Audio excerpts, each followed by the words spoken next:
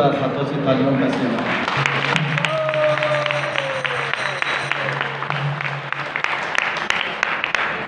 और इतना सुंदर प्रदर्शन किया है, इसलिए इन सबका आभार प्रकट करते हुए एक बार हरे कृष्ण महामंत्र उच्चारण।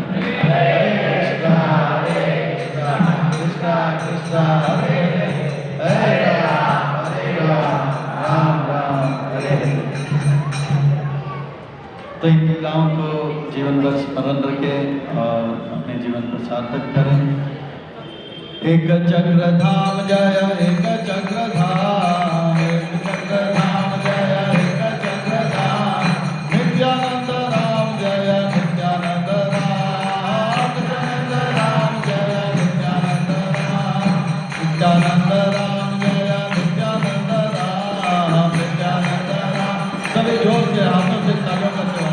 नित्यानंद राम जय, नित्यानंद राम, नित्यानंद राम जय, नित्यानंद राम।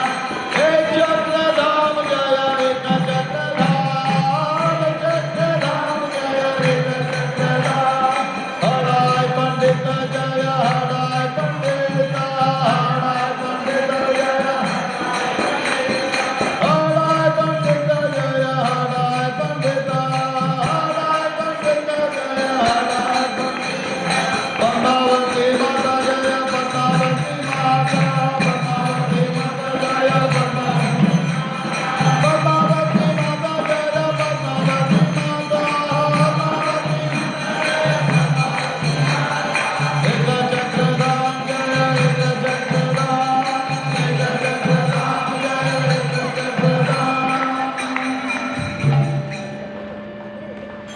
नित्यानंद त्रयोदशी की शुभकामनाएं सबको। आप सब नित्यानंद प्रभु की शुभकामनाएं स्वीकार करें और श्रील प्रभुपाद जी की कृपा प्राप्त करें। तो आज का दिन बड़ा पावन है, पवित्र है, मंगल है, शुभ है, दिव्य है, आध्यात्मिकता से लबालब भरा हुआ है, भक्ति से रचा बचा हुआ है। क्योंकि आज माघ मास के शुक्ल पक्ष के त्रयोदशी है, अर्थात नित्यानंद त्रयोदशी है। नित्यानंद त्रयोदशी की, नित्यानंद प्रभु की इस प्राकट्य को नित्यानंद त्रयोदशी महोत्सव भी कहा जाता है। वृंदावन दास ठाकुर महान संत वैष्णव आचार्य वो कहते हैं कि हमारे सनातन धर्म में इतने सारे महोत्सव होते हैं, पर गौड़ीय वैष्णव धारा में भक्तों को 2 महोत्सव किसी भी कीमत पर, हालत पर नहीं भूलना चाहिए। बाकी जन्माष्टमी भूल गया कोई बात नहीं, रथ यात्रा भूल गया कोई बात नहीं, पर 2 उत्सव जो है कभी नहीं भूलना चाहिए। वो है एक नित्यानंद त्रयोदशी और दूसरा श्री कृष्ण चैतन्य महाप्रभु गौर पूर्णिमा महोत्सव के। तो इस प्रकार से ये 2 महोत्सव एक के बाद एक के बाद एक के बाद एक, और ये बहुत बहुत बहुत कृपा से भरा हुआ है। तो आज के दिन हम सब ने सुना एक चक्र धाम में हड़ाई पंडित और पद्मावती के जीवन में प्रकट हुए। हड़ाई पंडित एक बहुत सुंदर ब्राह्मण है और एक चक्र धाम में जितने भी वासी थे वे सब को हड़ाई पंडित प्रेम देते थे, स्नेह देते थे। जिस प्रकार से नंद महाराज सारे ब्रजवासियों को प्रेम दिए थे, उसी प्रकार का प्रेम। इसीलिए भागवत में नंद महाराज के लिए वर्णन आता है, नंदस्तु आत्मज उत्पन्ने। नंद महाराज के घर में भगवान प्रकट हुए। नंदस्तु आत्मज उत्पन्ने, महामना करके उनको संबोधित करते हैं। तो कोई अपने जीवन में भगवान को अगर आमंत्रित करना चाहते हैं तो उनको महामन होना पड़ेगा, उनको बड़ा हृदय वाला होना पड़ेगा। उनको ये नहीं कि मैं और मेरा छोटा सा घर, छोटा सा परिवार, नहीं, महामन। जितने भी वृक्ष हैं, जितने भी पंछी हैं, जितने भी प्राणी हैं, उन सब से प्रेम करते थे हड़ाई पंडित। और ऐसा अगर कोई होगा महामन, बड़ा हृदय वाला, उनके जीवन में ही, उनके हृदय में ही भगवान प्रकट होंगे। और उस प्रकार का अगर हृदय हमारे पास नहीं है तो प्रभुपाद जी जैसे संत महात्मा हमें जो है यह विधि बताते हैं। तो ये आज जो है हड़ाई पंडित के घर में और पद्मावती माता के जीवन में नित्यानंद प्रभु प्रकट हुए। नित्यानंद प्रभु साक्षात आदि गुरु हैं। आदि गुरु का अर्थ होता है कि वो हमें बताते हैं कि कृष्ण का सेवा कैसे करना है। और इतना ही नहीं, वो आदि दास भी है। एक बहुत बड़ा कंपनी है जिसका नाम है आदि दास, और वो बहुत ही जल्दी फेमस भी हो गया क्योंकि आदि दास जो है वो नित्यानंद प्रभु है। सबसे पहला सेवक कौन है भगवान का? बलराम जी, कृष्ण नित्यानंद प्रभु। और वो हमें सिखाते हैं कि किस प्रकार से भगवान का सेवा हमें करना है। भगवान का सेवा कैसे करें जिससे कि भगवान संतुष्ट हो, प्रसन्न हो, वो शिक्षा देते हैं। इसलिए वे आदि गुरु हैं और सेवा में वो खुद भी लगे रह जाते हैं, इसलिए वो आदि दास भी है। तो इस प्रकार से वही लक्ष्मण बातों बातों में क्रोधित हुआ करता था और राक्षसों को मार देता था, और वही बलराम हुए तो किसी की मजाल नहीं कि बलराम जी के क्रोध के सामने खड़ा हो। जब कौरव ने देखा कि अरे वो भगवान की बातों को नहीं स्वीकार कर रहे हैं, वे कृष्ण के बातों को स्वीकार नहीं कर रहे हैं, तब बलराम जी ने सीधा हस्तिनापुर में हल चलाया और यमुना की ओर खींच के लाए। बलराम जी ने देरी नहीं किया क्योंकि उनका क्रोध अपार था। एक बार क्रोध आ जाए तो वो लीला ही समाप्त। इसीलिए भगवान ने सोचा, कृष्ण ने सोचा, 6 मेरे भाई तो फिर से नित्य लीला प्रविष्ट किए, 7वां बलराम है, वो तो लक्ष्मण है। और वो लक्ष्मण अगर आ जाएगा और दिखेगा कि देवकी और वसुदेव मामा कंस के द्वारा बहुत ही कष्ट में है, तो वहीं पर वो अपना हल लेकर कंस के पांव में खच करके मारेंगे और गदा से कंस का सर फोड़ देंगे और वहीं पे लीला हरे कृष्णा कर देंगे। तो भगवान सोचा कि और 11 साल लीला करना है, इसलिए इनको ट्रांसफर कर देते हैं। तो बलराम जी का क्रोध कृष्ण को पता था, लक्ष्मण का क्रोध कृष्ण को पता था, और बलराम जी भी प्रलंबासुर के साथ ज्यादा खेले नहीं, टुप करके एक मारे प्रलंबासुर आउट। फिर दूसरा धेनुकासुर के पूंछ को पकड़ के फेंक दिया, वो भी आउट। पर कृष्ण जब अपने असुरों से वध करते हैं, खेलते हैं, तो थोड़ा बहुत खेलते भी हैं। पूतना को थोड़ा टाइम दिया, पूतना चिल्लाने लगी, भागने लगी, मुंचा मुंचा छोड़ दो मुझे। तो इस प्रकार से कृष्ण खेलते हैं थोड़ा सा, अगासुर के साथ भी खेले, फिर बकासुर के साथ भी खेले, पर बलराम जी रुकते नहीं है, सीधा आर नहीं तो पार। पर वही नित्यानंद राम जो है, अब जब इस लीला में आते हैं तो क्रोध का प्रदर्शन नहीं करते हैं। इसलिए कहते हैं अक्रोध परमानंद नित्यानंद राय। वो क्रोध का प्रदर्शन नहीं करते हैं, थोड़ा सा भी क्रोध नहीं है। यहाँ तक कि हमने अभी ये लीला देखे, चैतन्य महाप्रभु क्रोधित हो जाते हैं, पर नित्यानंद राम बोलते हैं नहीं नहीं नहीं, अक्रोध परमानंद नित्यानंद राम। इस लीला में कोई भी क्रोध नहीं बताते हैं। इसलिए लोचन दास ठाकुर महान संत वैष्णव आचार्य लिखते हैं, अकरोद परमानंद नित्यानंद राम। भगवान का अगर माधुर्य लीला है तो अपने आप में वृंदावन धाम के रूप में प्रकट कर लेते हैं। अगर भगवान का ऐश्वर्य लीला है तो अपने आप को वैकुंठ के रूप में प्रकट कर देते हैं, और भगवान का औदार्य लीला है तो अपने आप को नवद्वीप धाम या गौड़ देश में विस्तार कर लेते हैं। तो इस प्रकार से नित्यानंद राम जो है यह लीला, तो एक चक्रधाम का लीला विस्तार में कमलोचन प्रभु ने सुनाया। संक्षेप में बताऊंगा, नित्यानंद प्रभु बचपन से ही एक ही सेवा किया करता था। रोज सारे बच्चों को इकट्ठा किया करते थे और लीला जो है इसका अभ्यास करते थे, और शाम को लीला प्रकट करते थे, और इन लीलाओं को देखने के लिए सारे एक चक्रवासी इकट्ठा होते थे। एक भविष्यवाणी था, बहुत सालों से एक भविष्यवाणी था, ये राढ़ देश है, वो देश है जहां पे पानी नहीं है, गंगा नहीं बहती, राढ़ देश है। एक महान राजा आएगा, वो राजा ही नहीं वो संत भी होगा, उनका जब जन्म होगा तो बारिश होगा।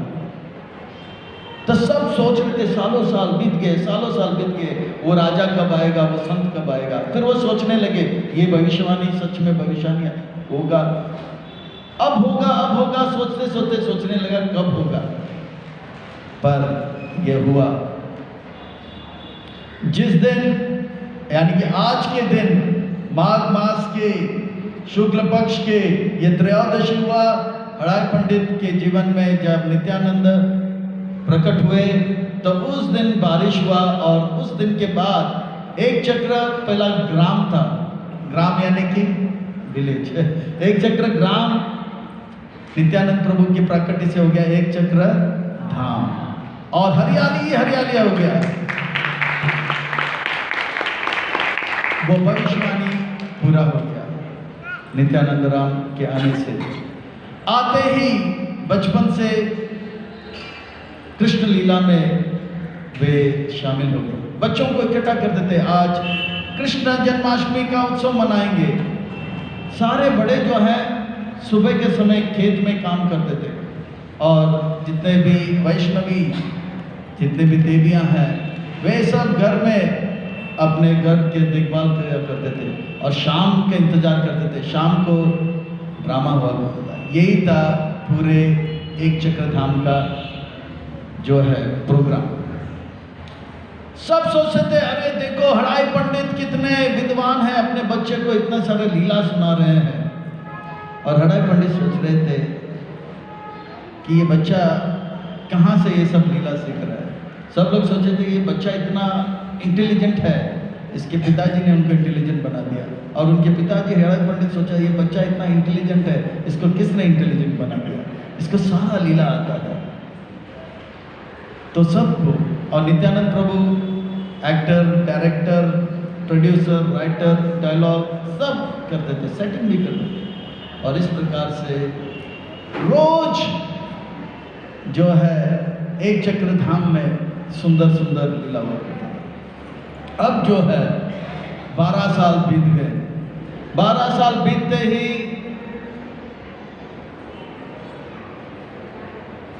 नवद्वीप धाम में योग पीठ में सची माता और जगन्नाथ मिश्र के जीवन में नीम के पेड़ के नीचे शाम के लगभग चंद्रोदय के समय पर निमाई प्रकट हुए, चैतन्य महाप्रभु प्रकट हुए।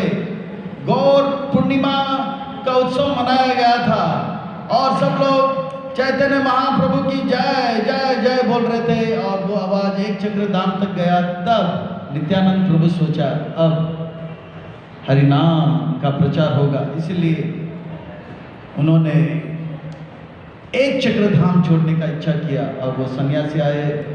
आपने देखा किस प्रकार से नित्यानंद प्रभु को लेकर निताय निताय निताय निताय निताय निताय, नित्यानंद के नाम से अढ़ाई पंडित और उनकी माँ पद्मावती, पूरा एक चक्रधाम का प्राण था निथाय निथाय निथाय निथाय निथाय निथाय। पर नित्यानंद प्रभु पीछे देखे नहीं, वो सन्यासी के साथ गए तो गए, वापस पीछे मुड़ के भी देखे नहीं, वापस आए भी नहीं। और वे घूमते रहे, पूरे एक एक धाम घूम कर गए। संक्षेप में बता रहा हूँ, केदारनाथ गए थे, शिव जी पार्वती से मिले, फिर बद्रीनाथ में व्यास मुनि से मिले, फिर अलग अलग धाम जाकर आखिर में मथुरा वृंदावन आए। और वृंदावन मथुरा में आए तो वो नंद भवन में आए तो पुराने जितने भी लीलाएं थे वो नहीं याद कर रहे थे, क्योंकि वो बलराम ही है, बलराम वापस आ गए थे। ये सब करते करते करते जब बहुत साल बीत गया, तब उनको पता लगा कि निमाई जो है, निमाई पंडित से अब जो है निमाई बन गया, उनका दीक्षा हो गया। गया में ईश्वर पुरीपाद ने उनको दीक्षा दिया और तब से वे हर वस्तु को देखते हैं तो कृष्ण कृष्ण कहते हैं, हर व्यक्ति को देखते हैं तो कृष्ण कृष्ण कहते हैं, और हर अक्षर को देखते हैं तो कृष्ण कृष्ण कहते हैं, और हर बात पे रोते थे, कृष्ण कृष्ण कहते हैं, गोपी भाव में आ गए थे। तब वे पहली बार शिवास आंगन से वो जो है संकीर्तन आरंभ किए थे। जब ये संकीर्तन आंदोलन आरंभ हुआ, वो संकीर्तन आरंभ होते ही वहाँ पर जो है वर्णन आता है, मथुरा में चैतन्य महाप्रभु नित्यानंद प्रभु जो है जोर से चिल्लाते हैं, वो एक हुंकार देते हैं, बोलते हैं कि जय निमाय, नित्यानंद प्रभु को पुकारते हैं, और वो भी हरे कृष्णा महामंत्र का उच्चारण करते कहते कि पूरा ब्रह्मांड में ये गूंज फैल गया था, हरे कृष्णा कृष्णा कृष्णा हरे हरे, हरे राम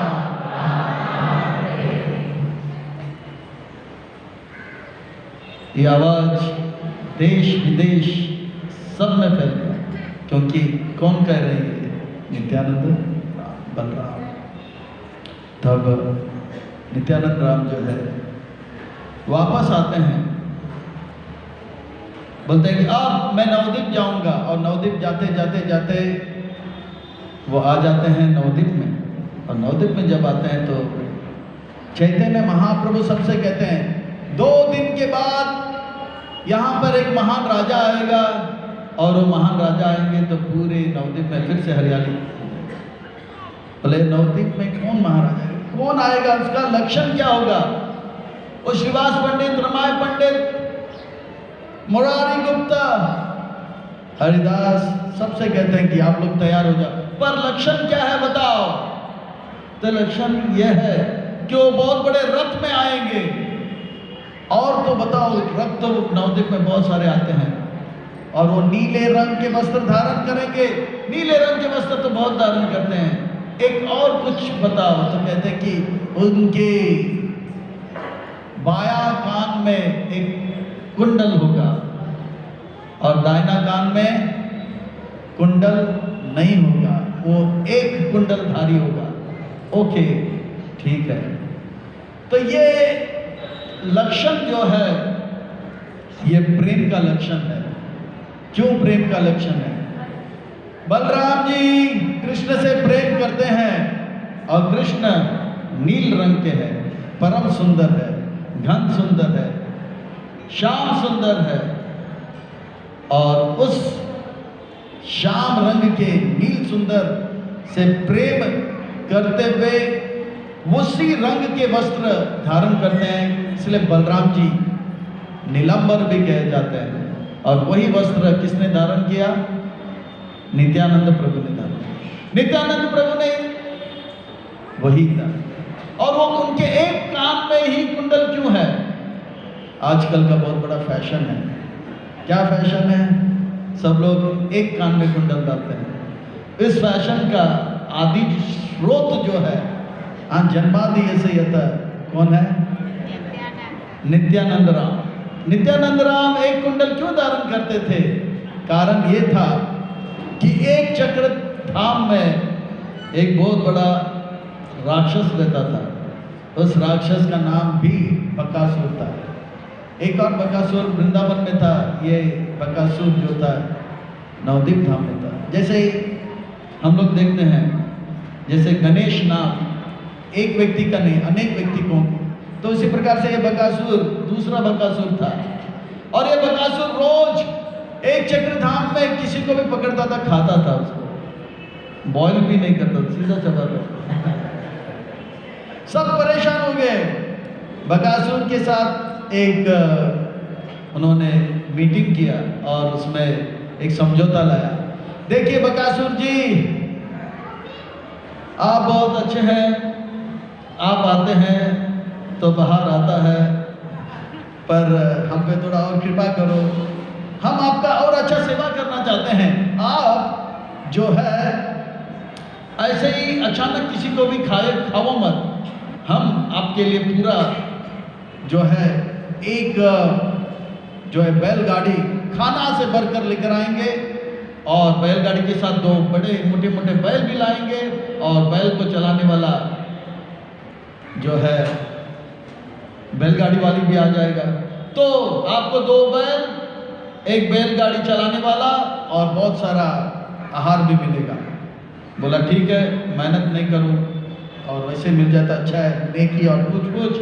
तो बोला ठीक है। तो ये उन दिनों की बात है 5000 वर्ष पहले, जब 5 पांडव अज्ञातवास में थे।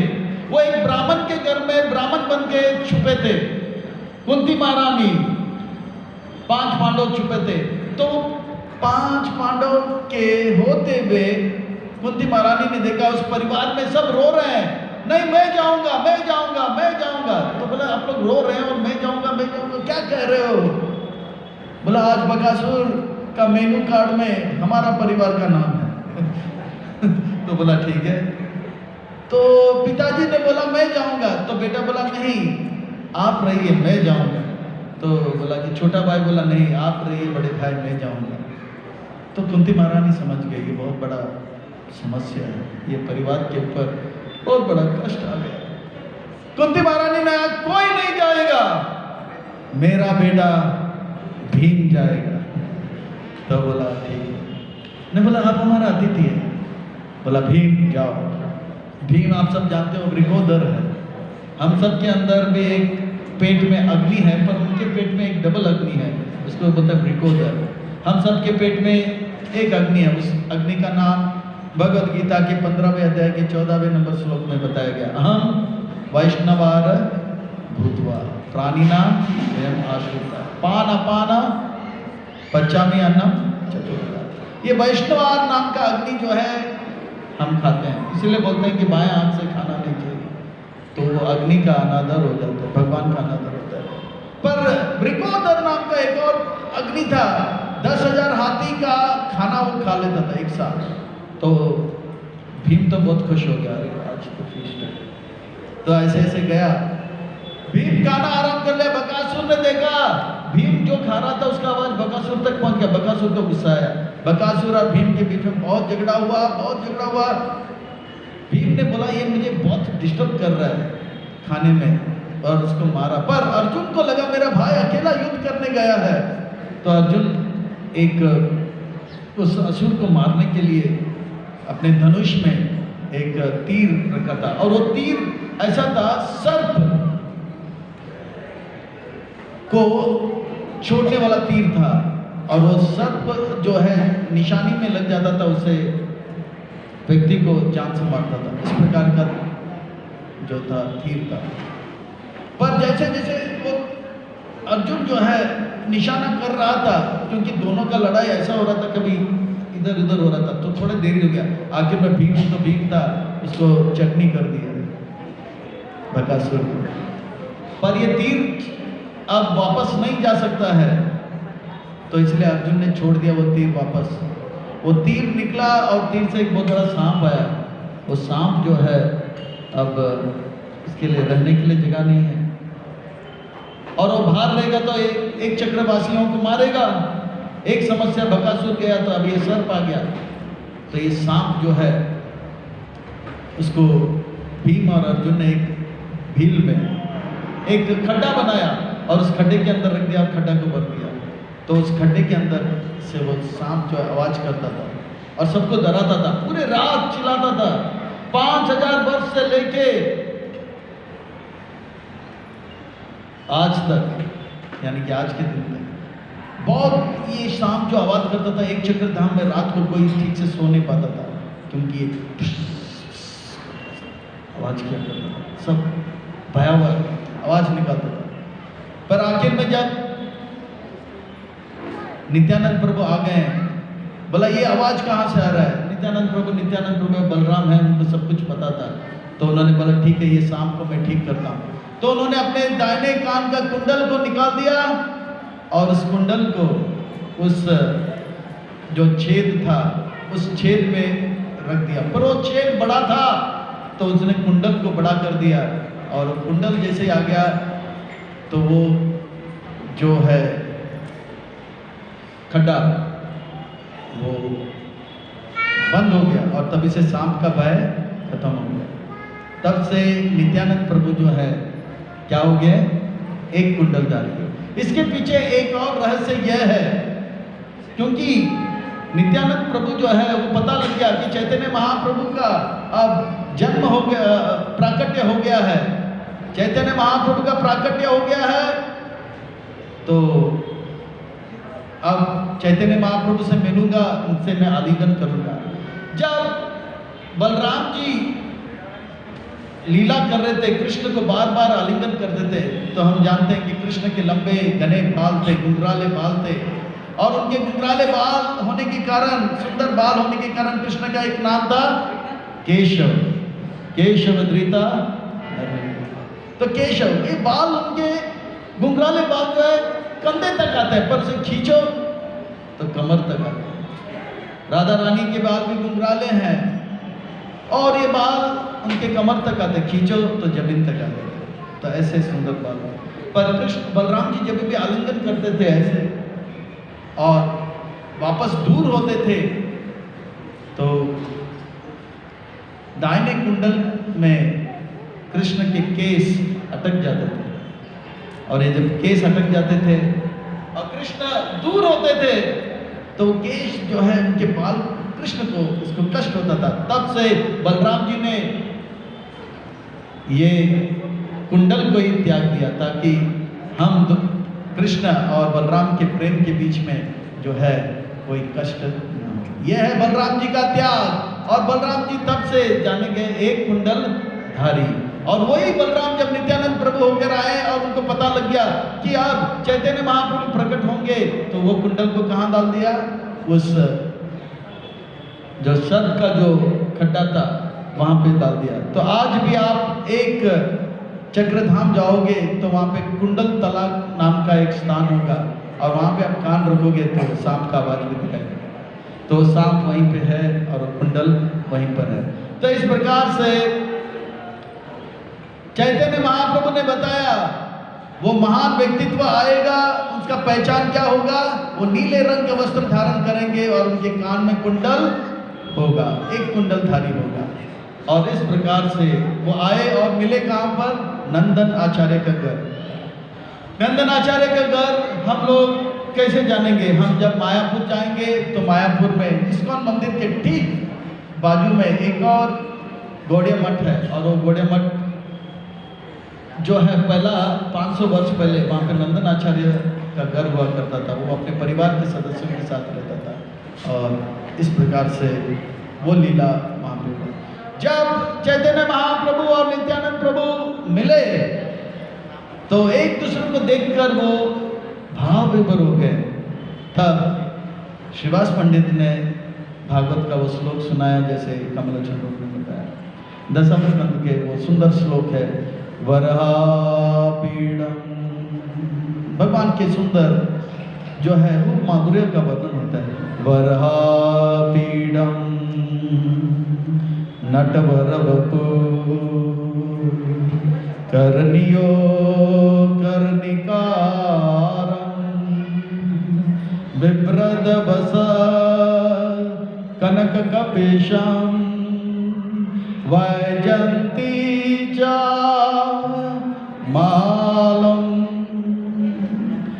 तंद्रन वेणु अदर सुदया पूरयान गोप वृंदे वृंदारण्य स्वपद रमणम प्रविशद गीत कीर्ति। इस प्रकार से कृष्ण वन में प्रवेश करते हैं। वरहा पीड़म यानी कि मोरपंख धारण करते हैं। नटवर बपू 3 स्थान से वो टेढ़े मेढ़े रहते हैं, कृष्ण सीधे कभी नहीं होते। और कर्णियो 2 कान है, कर्णिकारम पर एक फूल धारण करते हैं, एक फूल दायां और तो कभी बायां हो। इससे वो इशारा में गोपियों से बताते हैं आज राधा कुंड के बायां और मिलेंगे, अगर दायां और होगा तो आज। तो इस प्रकार से 2 फूल होना चाहिए दोनों कान में, पर दायां करनी हो, पर करनी का जिस कान में है तो उस तरफ। तो इस प्रकार से विव्रत वस कनक कपिशम वैजंती शर्मा। तो इस प्रकार से रूप माधुर्य का ये सुनते ही नित्यानंद प्रभु भाव विभोर हो जाते हैं और दोनों फिर से गले लगाकर कूदते हैं और जंप करते हैं, नीचे उतरते हैं। ये जो है लीला का सुंदर वर्णन कमलोचन टुक ने किया था, इसे याद रखो। इसके ठीक बाद चैतन्य महाप्रभु कहते हैं, हे गोसाई, अवधूत है ये कौन? नित्यानंद। हे गोसाई, आने वाला जो पूर्णिमा है वो व्यास पूर्णिमा है, और इस व्यास पूर्णिमा में गुरु का हम स्वागत करेंगे, नित्यानंद प्रभु का हम स्वागत करेंगे। इस पूर्णिमा में नित्यानंद प्रभु का स्वागत श्रीवास पंडित करेंगे। श्रीवास पंडित, क्या आप तैयार हो? तो श्रीवास पंडित ने कहा, हाँ मैं तैयार हूं। जब वो व्यास पूर्णिमा होगा तो मैं जोर से शंख बजाऊंगा, जिस प्रकार से अब शंख बज रहा है, और नित्यानंद प्रभु आएंगे तो हम नित्यानंद प्रभु को चंदन लगाएंगे और नित्यानंद प्रभु को हार लगाएंगे। ये सब मैं करूंगा। जिस प्रकार से नित्यानंद प्रभु यहाँ पे प्रकट हुए, इस प्रकार से ये सब मैं करूंगा। पर इस विधि को मैं कैसे करूं ये मैं नहीं जानता हूं, तो कृपा करके नित्यानंद प्रभु का ये व्यास पूर्णिमा मनाना है, इस विधि को आप बताइए। तो बोला कि ठीक है, उसका जो ग्रंथ है वह हम देंगे आपको, मैनुअल जो है देंगे, और उसी मैनुअल के अनुसार जो है व्यास पूर्णिमा मनाया जाता है। और उस व्यास पूर्णिमा में खूब नाचते हैं, गाते हैं, और श्रीवास पंडित जो है नित्यानंद प्रभु को एक पुष्पहार भेंट करते हैं, और चैतन्य महाप्रभु को भी एक पुष्पहार भेंट करते हैं।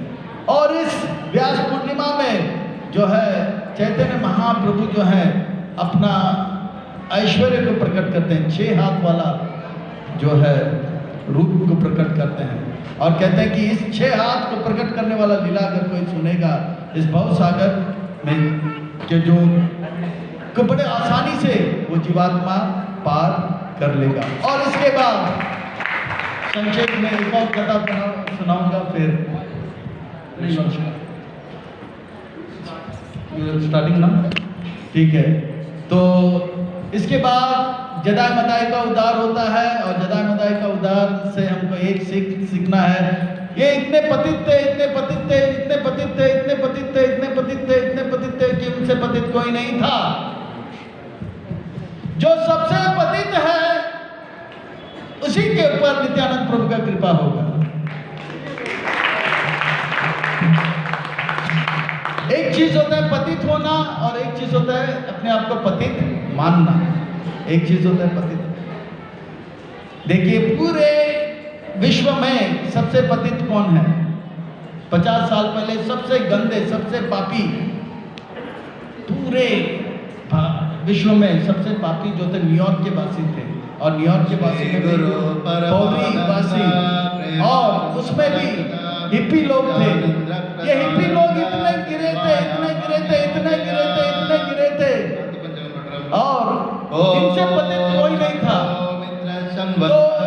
प्रभुपाद जी का जो कृपा है, प्रभुपाद जी का कृपा किस पे हुआ? हिप्पियों के ऊपर हुआ। और प्रभुपाद जी ने हिप्पियों को हैप्पी बना दिए, फिर ऋषियों को ऋषि बना दिए, चीनियों को मुनि बना दिए, और जापानीसों को जपा में लगा दिए, और दुखियों को सुखी बना दिए। तो जो अपने आप को पतित मानता है वही चैतन्य महाप्रभु और नित्यानंद प्रभु का कृपा प्राप्त करेगा। और इसलिए नरोत्तम दास ठाकुर कहते हैं, नरोत्तम दास ठाकुर बड़ा सुंदर कहते हैं, वो कहते हैं कि नमो ब्रह्मणे नमस्ते श्री कृष्ण चैतन्य प्रभु दया करो मोरे, तुम बिना के दयालु जगत संसार, पतित पावना हेतु तव अवतार, मोर समपतित प्रभु ना पाई बेआर। गादुम यज्ञपदे 2 मिनट। तो पतित पावन हेतु तब अवतार, मौसम पतित ना पाई आर। मैं सबसे पतित हूँ, इस प्रकार का अगर भाव होगा तो नित्यानंद प्रभु और चैतन्य महाप्रभु का कृपा होगा। अगर हम सोचेंगे कि मैं भारतवासी हूँ, मैं ब्राह्मण परिवार में जन्म लिया, मैं आज तक कभी मैं कोई अंडा नहीं देखा, ना कांदा नहीं देखा, ना वीडियो में कोई गलत चीज नहीं देखा, अगर हम इस प्रकार का अहंकार रखेंगे तो हम जितने भी हरे कृष्ण महामंत्र करें, चैतन्य महाप्रभु का उतना कृपा हमें नहीं मिलेगा। पर अगर हम सोचेंगे अरे मैं कितना पतित हूँ, मैं इतना गिरा हुआ हूँ कि मैं हरे कृष्ण आंदोलन में आने के बाद भी, मंदिर में आने के बाद भी मेरा मन जो है अब अलग अलग चीजों में जाता है, चाय पीने का मन करता है, ये पिक्चर देखने का मन करता है, मैं कितना पतित हूँ, मुझसे पतित कोई नहीं है, ऐसा अगर भाव होगा तो नित्यानंद प्रभु का कृपा होगा। तो आज हम नित्यानंद प्रभु से प्रार्थना करेंगे कि आप अपना कृपा हमारे पर बनाए रखिए, और हम हृदय से बोलेंगे हमसे पतित कोई और नहीं है, तब नित्यानंद प्रभु का कृपा मिलेगा। हरे कृष्णा